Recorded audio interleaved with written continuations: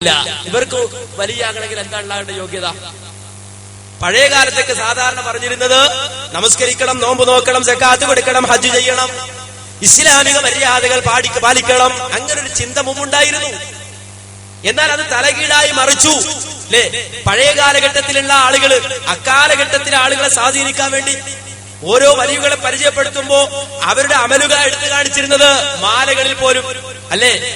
മാലകളിൽ പോലും വലിയുകളെ ശൈഖന്മാരെ പരിചയപ്പെടുത്തുമ്പോ പറഞ്ഞിരുന്നത് എന്ത്? മുതലായ റമദാനിൽ 30 നാളിലും മുല കൂടിക്കും കാലം മുലനെത്തോടാതോവർ. അതാണ് പഴയ ശൈഖിന്റെ വലിയ കറാമത്ത് അല്ലേ?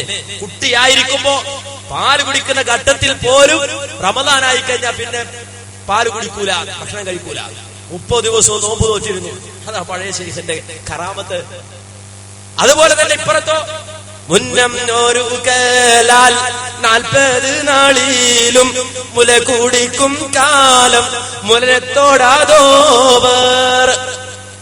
അല്ലോ, അപ്പോ ഇപ്പുറത്തെ ശൈഖ് അങ്ങനെ തന്നെ. ഒരു ശൈഖ് 30 ആണെങ്കിൽ ഇപ്പുറത്തെ ശൈഖ് 40 ദിവസം നോമ്പ്. അങ്ങനെയൊക്കെ പണ്ടുള്ള ആളുകൾ കറാമത്ത് പറഞ്ഞിരുന്നത്. പക്ഷെ ഇപ്പോഴോ, ഇപ്പൊ നോമ്പ് നോറ്റാ പിന്നെന്ത് വലിയ,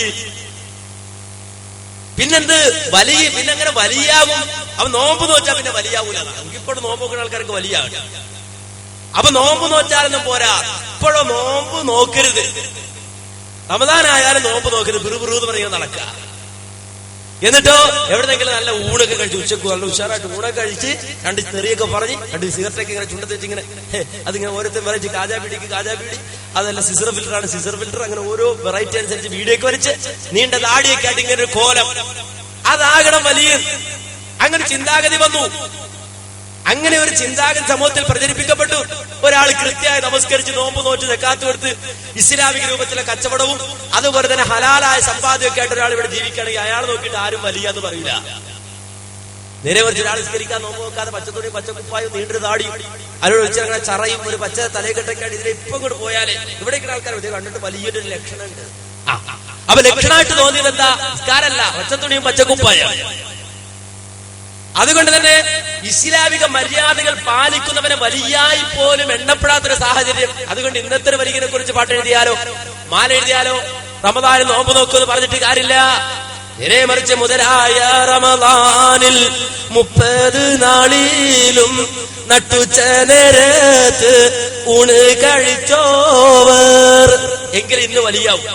അങ്ങനത്തെ വലിയ ഇന്ന് സ്ഥാനമുള്ളൂ. നിങ്ങൾ നോക്ക്, അന്ധവിശ്വാസം പ്രചരിപ്പിച്ച് അതിന് തുടക്കം കുറിച്ച ആളുകളെ പോലും കവച്ചു വെക്കുന്ന ഒരവസ്ഥയിലേക്ക് ആധുനിക സമൂഹം മാറുന്നതായിട്ടാണ് നാം കാണുന്നത്. അതുകൊണ്ട് തന്നെ ഈ CM ഇബ്രാഹിം ബയ്യത്ത് ചെയ്തൊരു ശൈഖുണ്ടെന്ന് പറഞ്ഞു. CM ഇബ്രാഹിം ബയ്യത്ത് ചെയ്തൊരു ശൈഖ്. ആ ശൈഖിന്റെ പേര് CM മടവൂരാണ്. അതാണ് കാന്തപുരം മുസ്ലിയാർ നേരത്തെ പറഞ്ഞത്. ഈഴ്ചൽ കൊണ്ടവരൊക്കും പേരിൽ മാറ്റുള്ളൂ. CM ഇബ്രാഹിമും മറ്റേ CM മടവൂരും. അങ്ങനെ ഈ CM ഇബ്രാഹിമിന്റെ ശൈഖായി പറയപ്പെടുന്ന CM മടവൂർ എന്ന വലിയ, ആ വലിയകളുടെ ക്വാളിഫിക്കേഷൻ എന്താണെന്നറിയോ? എന്താണ് അയാൾക്കുള്ള യോഗ്യത എന്നറിയോ? കേട്ടോളൂ, പറയുന്നത് ശ്രദ്ധിച്ച് കേട്ടോളൂ. ആ കാലഘട്ടം ചിന്തിക്കാൻ പോലും നമുക്ക് വയ്യ. യഥാർത്ഥ വിജയ സോപാനത്തിന്റെ സർവ്വ സ്റ്റെപ്പുകളിലും കണ്ണുവെച്ച ആ പണ്ഡിത വരേണ്യർ എത്ര വികൃത രൂപമാണ് പ്രാപിച്ചത്. വെറും കീറിപ്പറിഞ്ഞ മുഷിഞ്ഞ വസ്ത്രം, അഴുക്കുചാലുകളിൽ മുക്കിയെടുത്ത പ്രതീതി, ആരാരുമല്ലാത്ത, ആരുടേതുമല്ലാത്ത, നാടേതുമറിയാത്ത ഒരു ദരിദ്രവാസിയെ പോലെ ഊരുചുറ്റുകയാണവർ. മാനന്തവാടിയിൽ നിന്ന് മൈസൂർ കാടുകളിലേക്കുള്ള പദയാത്രക്കിടയിൽ കാട്ടിക്കുളം എന്ന സ്ഥലത്ത് വെച്ചൊരു സംഭവമുണ്ടായി. പദയാത്ര മൈസൂര്, കാടുകൾ കേറിയ കാട്ടാനകളും കൂടി വസിത്താരേ സോദരരായി നേരേ, കൂടി വസിത്താരേ സോദരരായി നേരേ. കാട്ടിക്കുളമിലെത്തി ഒരു ഹോട്ടലിൽ മുന്നിൽ പറ്റി, ഒട്ടനവധി പേരുണ്ടത് CM തേടിയ ഭക്ഷണമെത്തി.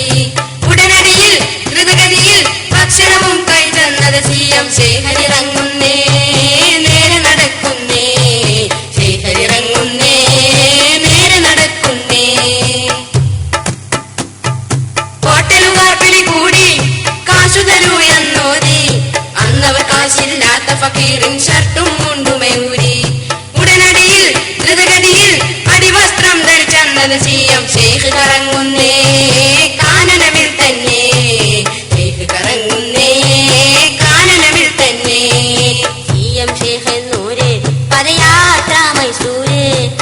കാടുകൾ കേറിയ കാട്ടാനകളും കൂടി വസിത്താരേ സോദരരായി നേരെ കൂടി വസിത്താരേ സോദരരായി നേരെ.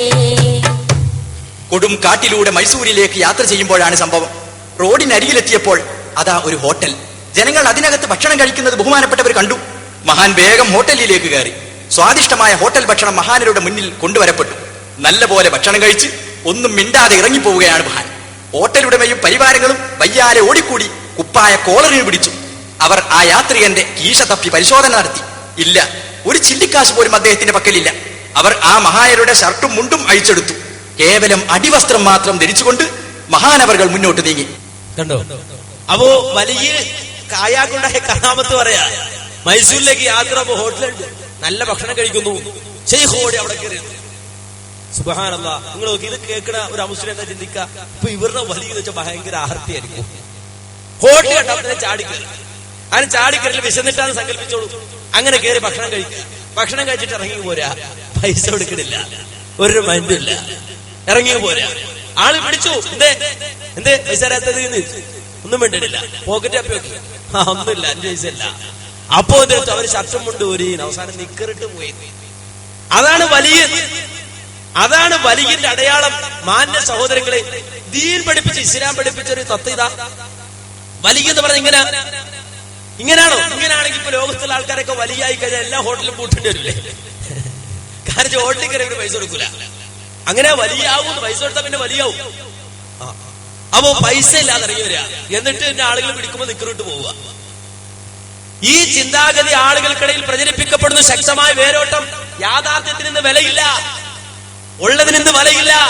എന്നാൽ നിങ്ങൾക്കറിയോ, മഹാനായ അബൂബക്കർ സിദ്ദീഖ് റളിയല്ലാഹു അൻഹു അദ്ദേഹത്തിന് ഒരാളോടൊപ്പം ഭക്ഷണം കൊടുത്തു. അബൂബക്കർ സിദ്ദീഖ് എന്ന വലിയ ഔലിയാക്കളുടെ നേതാവ് അബൂബക്കർ സിദ്ദീഖ് റളിയല്ലാഹു അൻഹു ആ ഭക്ഷണം കഴിച്ചു. ഭക്ഷണം കഴിച്ചു കഴിഞ്ഞപ്പോ വന്നാള് പറഞ്ഞു, ഈ കൊടുത്താള് ഭക്ഷണം കൊടുത്താള് പറഞ്ഞു, അബൂബക്കറെ, ഇത് എങ്ങനെ ഉണ്ടായ ഭക്ഷണം എന്നറിയോ? എങ്ങനെ കിട്ടിയതാണെന്നറിയോ?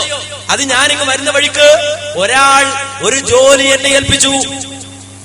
ആ ജോലി എനിക്കറിയാമെന്ന് ഞാൻ നടിച്ചു. സത്യത്തിൽ ആ ജോലി എനിക്കറിയുമായിരുന്നില്ല. എനിക്കറിയാത്തൊരു ജോലി അറിയാമെന്ന് നടിച്ച് ഞാൻ അവിടെ ജോലി ചെയ്ത് കിട്ടിയ ആ പൈസയിൽ നിന്നാണ് നിനക്കിപ്പോൾ ഞാൻ ഭക്ഷണം വാങ്ങിത്തന്നതെന്ന് അബൂബക്കർ സിദ്ദീഖ് റളിയല്ലാഹു അൻഹുവിനോട് പറഞ്ഞപ്പോ വായിലേക്ക് കൈയിട്ടിട്ട്, വായിലേക്ക് വിരലിട്ടിട്ട് ആ അകത്ത് പോയ ഭക്ഷണം മുഴുവൻ തുപ്പിക്കളഞ്ഞ്, ഉള്ളിലുള്ള ആ ഭക്ഷണം മുഴുവൻ തുപ്പിക്കളഞ്ഞ് ഛർദിച്ച മഹാനായ അബൂബക്കർ സിദ്ദീഖ് റളിയല്ലാഹു അൻഹുവിനെ ഉൾക്കൊള്ളാൻ ആളില്ല.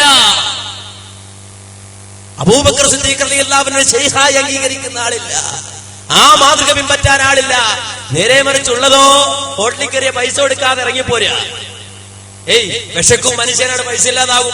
കയറുമ്പോ പറയാറുണ്ട് പൈസ ഇല്ല, ഇച്ചിരി ഭക്ഷണം വേണം, ഇല്ലെങ്കിലോ പട്ടിണി കിടക്കണം, ഇല്ലെങ്കിലോ പട്ടിണി കിടക്കണം. അതല്ലേ വലിയ. അല്ലാതെ ഹോട്ടലിൽ കയറി ഭക്ഷണം കഴിച്ചാല് പൈസ കൊടുക്കാതെ ഇറങ്ങിപ്പോവാന്ന് പറഞ്ഞാല് അതിനെന്ത് ശ്രദ്ധയാണ്, അതിനെന്ത് മാന്യതയാണ്? അപ്പൊ എല്ലാവിധ കള്ളത്തരത്തിനും, എല്ലാവിധ തോന്നിയാസത്തിനും, എല്ലാവിധ അക്രമത്തിനും മതത്തിന്റെ ചുവടുണ്ടാക്കി കൊടുക്കുക. മതത്തിന്റെ ഒരു സ്ഥാനം വേണ്ടേ? ഇപ്പൊ നാളെ ഹോട്ടലിൽ കയറി പൈസ കൊടുക്കാൻ ഒരാൾ ഇറങ്ങിയാലും തെളിവില്ലേ? ക്ഷീമളൂർ അങ്ങനെ പണ്ടുണ്ടായിരുന്നു. തെളിവ്